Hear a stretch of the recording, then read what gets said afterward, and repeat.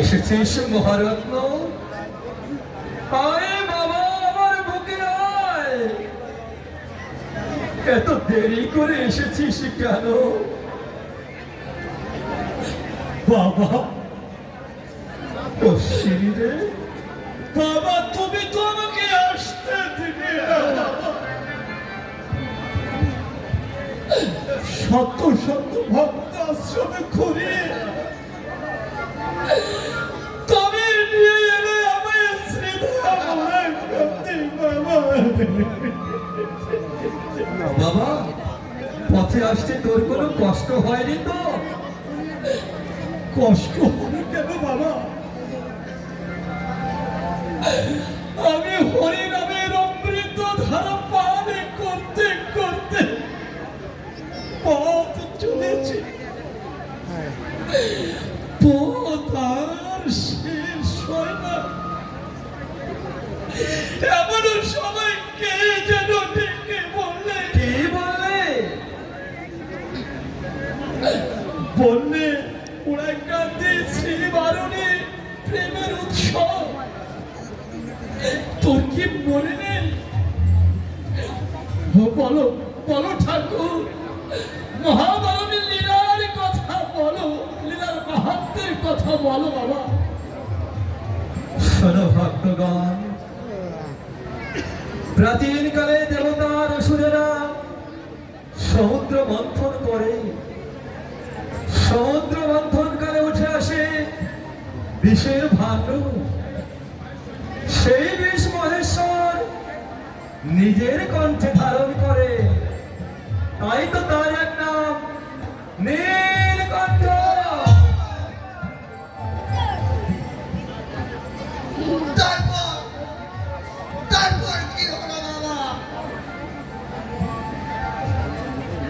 তারপর উঠে আসে পারিজাত, ঐরাবত। দেবরাজ ইন্দ্র স্বর্গে নিয়ে যায়। তারপর উঠে আসে মহালক্ষ্মী ও সাগর দহিতা বারণী।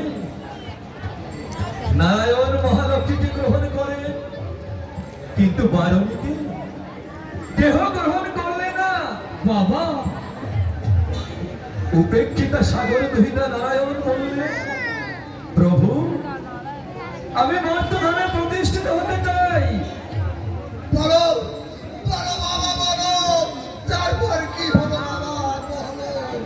তখন নারায়ণ বললে, তথাস্তু। তবে শোনো দেবী, কলির শেষ সন্ধ্যায় ফাল্গুনীর মধুকৃষ্ণ ত্রয়োদশীর তিথিতে মর্তধামে ঈশান করে আমি জন্ম নেব।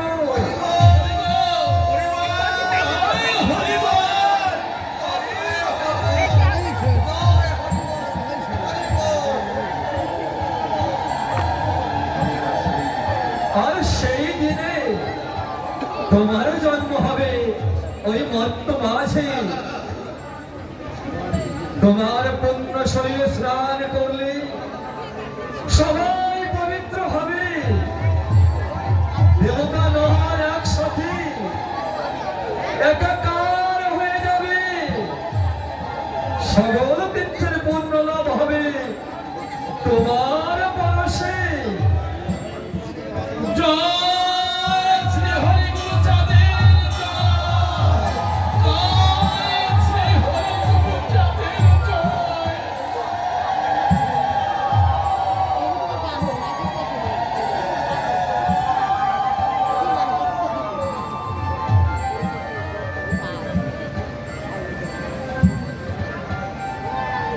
বাবা অশ্বিনী, বাবা বহুদিন তোমার সুললিত কণ্ঠে গান শুনবে।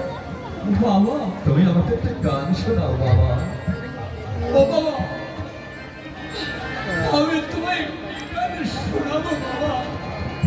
অশ্বিনী রে, তোর ভয় কি?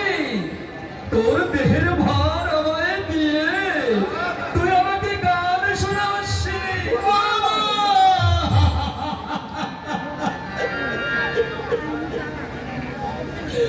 ও বাবা,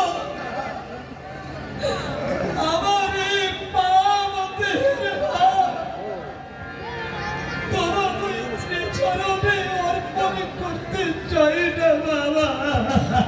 অশ্বিনী রে, আমার অশ্বিনী,